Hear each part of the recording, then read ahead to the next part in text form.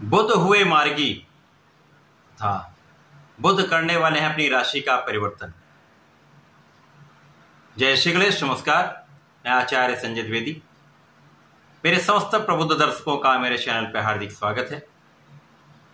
प्रिय दर्शकों, नवग्रहों में अतिशीघ्र अपना संपूर्ण प्रभाव देने वाले क्विक रिस्पांस प्लैनेट जो नवग्रहों में युवराज है, वर्तमान समय में कर्क राशि में इनका गोचर चल रहा है। कर्क राशि चंद्रमा की राशि, जहां पर ये निर्बल होते हैं तथा राहु की प्रथम दृष्टि के प्रभाव में है, जिसके कारण जड़ दोष बना हुआ है। अब चूंकि बुध एकमात्र ऐसे ग्रह हैं जिनका इस जगत में समस्त क्षेत्रों में अपना संपूर्ण प्रभाव है, या इस प्रकार से भी कह सकते हैं इस जगत में कोई भी ऐसा कार्य क्षेत्र नहीं जहां पर बुध का प्रभाव नहीं है। बुध के बिना कोई कार्य क्षेत्र संभव ही नहीं, क्योंकि व्यापार के कारक ही बुध हैं। वाणी से संबंधित कार्य, गणनाओं से संबंधित कार्य, कैलकुलेशन का जितना भी कार्य होता है, मैथ से संबंधित जितना भी कार्य होता है, बुद्धि से संबंधित जितना भी कार्य होता है, कला क्षेत्र का जितना भी कार्य है, लेखन का तथा लेखा का जितना भी कार्य है, समस्त कार्य क्षेत्र बुध के अंतर्गत आता है। तो बुध के बिना कोई कार्य क्षेत्र संभव ही नहीं। अब जब ये कर्क राशि में है चंद्रमा, जिनका नित्य परिवर्तन होता है, वहां पर ये निर्बल हुए तथा राहु की प्रथम दृष्टि के प्रभाव में आए, तो इनका कार्यकत्व जितना भी है उस पर प्रभाव पड़ा तथा समस्त राशि के लिए जिन जिन भावों के स्वामी बुध हैं उन भावों पर संपूर्ण प्रभाव इन भावों को निर्बल कर चुका है। परंतु निर्बलता ये समाप्त होने वाली है, क्योंकि बुध 28 अगस्त की देर रात्रि में वक्री से मार्गी हो जाएंगे तथा इनका गमन सिंह राशि की ओर हो जाए। उसके पश्चात 4 सितंबर को ये प्रातःकाल 11:41 पर राशि परिवर्तन करके सूर्यदेव की सिंह राशि में प्रवेश करेंगे, जहां पर राजा और युवराज का एक महासंबंध बनेगा, महायुति होगी, प्रबल रूप से बुधादित्य योग का निर्माण होगा। उसके साथ साथ कई महाराज युगों का निर्माण आरंभ हो जाएगा। तो आपके जीवन के सारे कष्ट समाप्त होंगे। जो समस्याएं आ रही थी उनका समापन निश्चित रूप से होगा। जो जड़ दोष बन गया था वो जड़ दोष समाप्त हो जाएगा। आपकी कार्यक्षेत्र में संपूर्ण रूप से आपको सफलता का योग बन जाएगा। आज मैं मिथुन राशि के लिए बुध के इस मार्गी काल का तथा राशि परिवर्तन का किस प्रकार का प्रभाव प्राप्त होने वाला है, किन भावों में वृद्धि होगी, इस समय में आप कैसा लाभ ले पाने वाले हैं, कहीं पर कोई समस्या तो उसका क्या निराकरण है, संपूर्ण विश्लेषण मैं पूर्ण तर्क के साथ करने जा रहा हूं। प्रिय दर्शकों, इस राशिफल को आप अपने लग्न तथा राशि दोनों के अनुसार देख सकते हैं, अर्थात मिथुन लग्न अथवा मिथुन राशि के जातक इस राशिफल को अवश्य देखें। मिथुन राशि के लिए तो लग्न के स्वामी ही बुध है तथा चतुर्थ भाव जो कि सुखों का भाव है, सुख संसाधन का भाव है, जनता का भाव तथा माता का भाव, इन दोनों भाव के स्वामी का गोचर कर्क राशि में अर्थात आपके द्वितीय भाव में चल रहा है। अब द्वितीय भाव जो यहां पर बुध हैं वर्तमान समय, अब धन का भाव है, पारिवारिक संपत्ति का भाव है, परिवार का भाव है। यहां पर राहु की प्रथम दृष्टि के प्रभाव में है। 28 अगस्त के देर रात्रि तक ये राहु के प्रभाव में रहेंगे। उसके पश्चात इनका मूवमेंट जो है वो आपके तृतीय भाव की ओर हो जाए। अब ये राहु के प्रभाव में है तो निश्चित रूप से धन भाव प्रभावित हो रहा है, आपका लग्न प्रभावित हो रहा है, आपका सुखों का भाव प्रभावित हो रहा है। तो इस समय में तनाव बढ़ जाता है।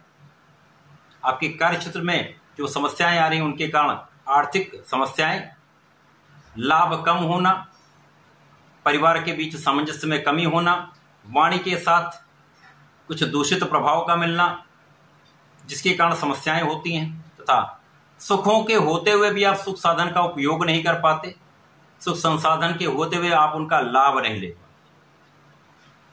विशेष रूप से इन भावों की निर्बलता आपको प्राप्त हो रही। धन का कहीं न कहीं हानि का योग बना, धन हानि हो जाती, इन्वेस्टमेंट आपके गलत हो जाते हैं। जहां पर आपने धन लगाया हुआ है, जिन व्यापारिक भाव में लगा हुआ, वहां पर उसका अच्छा प्रतिफल नहीं मिलता, अच्छा रिटर्न नहीं मिलता। जिसके कारण समस्याएं उत्पन्न हुई, परंतु अब इन समस्याओं का समापन होने वाला।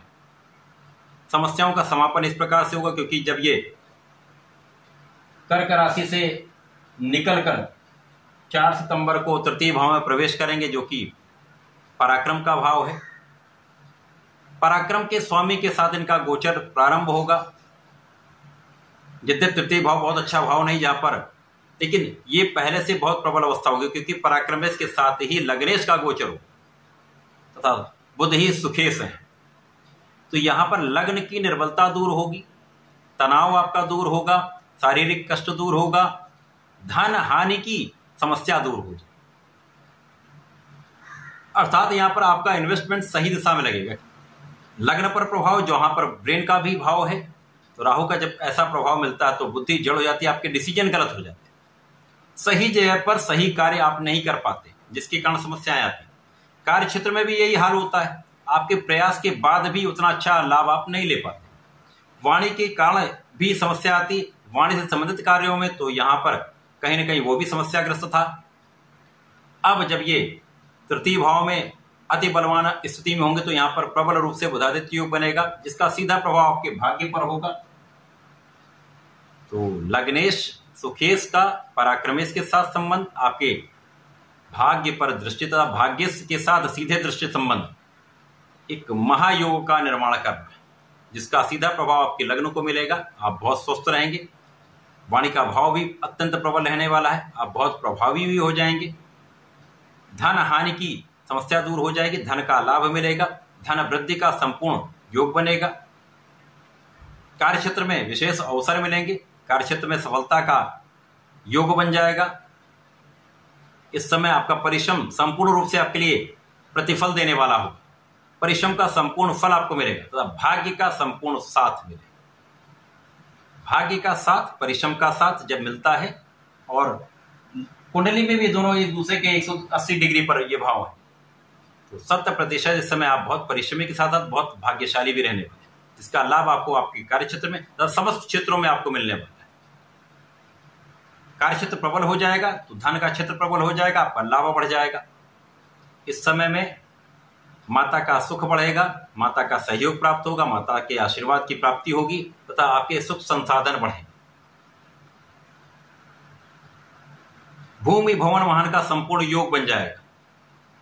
इस समय में लोगों का संपूर्ण सहयोग आपको प्राप्त होगा, भाई बहनों का सहयोग आपको प्राप्त होगा। व्यापारिक भाव अत्यंत प्रबल हो जाएगा, जहां पर जिन लोगों के साथ आप कार्य करते हैं उन लोगों का सहयोग मिलेगा, तो आपका अवरुद्ध धन, आपका जो धन फंस गया था वो भी आपको प्राप्त होने लगेगा।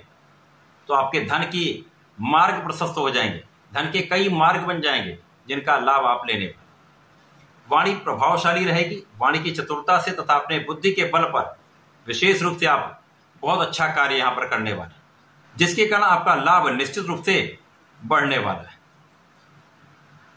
मिथुन राशि के लिए यह समय अत्यंत अनुकूल है। इसके पश्चात जब सूर्यदेव गोचर करके आपके चतुर्थ भाव में आ जाएंगे तो यहां पर केंद्र के भाव में आएंगे। बुध और सूर्य का एक महाबलशाली परिवर्तन राजयोग का निर्माण हो जाएगा। बुध की राशि में सूर्यदेव, सूर्य की देव की राशि में बुध होंगे, जिसका परिणाम ये होगा कि इस समय आपका कार्य क्षेत्र अत्यंत विशिष्ट हो जाएगा। कार्य क्षेत्र में आपको पद की प्राप्ति हो सकती है, कार्य क्षेत्र में आपको इंक्रीमेंट मिल सकता है, कार्य क्षेत्र में आपका मनचाहा स्थानांतरण जिसे ट्रांसफर कहते हैं वो हो सकता है। तो कार्य क्षेत्र में संपूर्ण रूप से आपको लोगों का सहयोग मिलेगा, उच्चाधिकारियों को संपूर्ण सहयोग प्राप्त होगा। सरकारी नौकरी में है, सरकारी तंत्र से संबंधित होकर कार्य करते हैं तो यहाँ पर विशेष रूप से समस्त शासन प्रशासन का सहयोग आपको मिलने वाला है। सरकार से संपूर्ण लाभ आप लेने वाले हैं, तो विशेष समय है, इस समय का आपको उपयोग करना चाहिए। इस समय में आपको नियमित रूप से गणपति महाराज की पूजा करनी चाहिए। ओम गंगणपते नमः का सुबह संध्या समय जप करना चाहिए तथा संकट नाशन गणेश स्तोत्रम का पाठ अवश्य करना चाहिए। यदि आप ऐसा करते हैं तो विशेष लाभ भी मिलेंगे, धन भी प्राप्त होगा, यश भी प्राप्त होगा, सफलता भी प्राप्त होगी। तो ये समय अनुरूप है, इस समय का आप लाभ लें। धन्यवाद, नमस्कार।